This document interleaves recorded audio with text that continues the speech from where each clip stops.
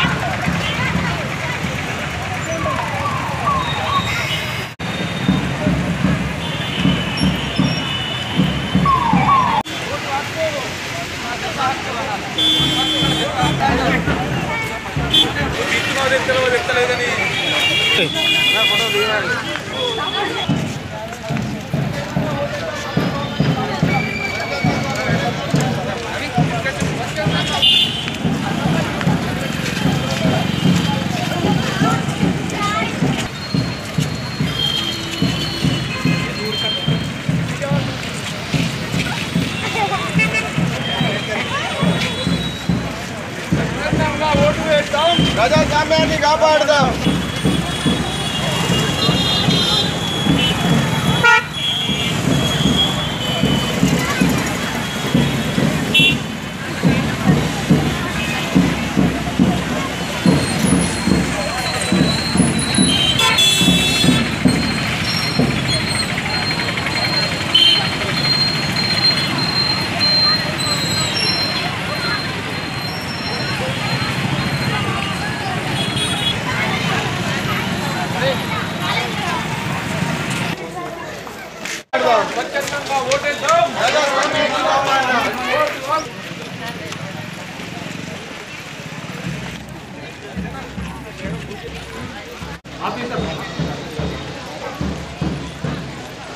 Hand distance ఉండాలమ్మా, దయచేసి పిల్లలు హ్యాండ్ డిస్టెన్స్ ఉండాలి.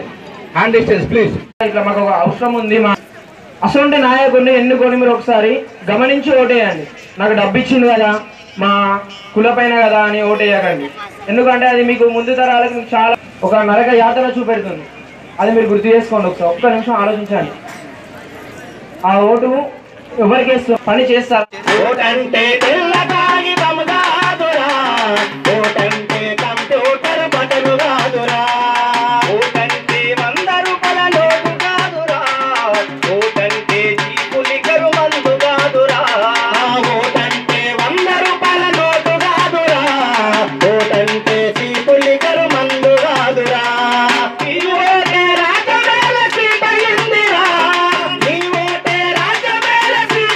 విశ్వాసంతో మన దేశ ప్రజాస్వామ్య సాంప్రదాయయుత నిష్పక్షపాత ప్రశాంత ఎన్నికల మతం, కులం, వర్గం, భాష లేదా ఒత్తిడులకు ప్రభావితం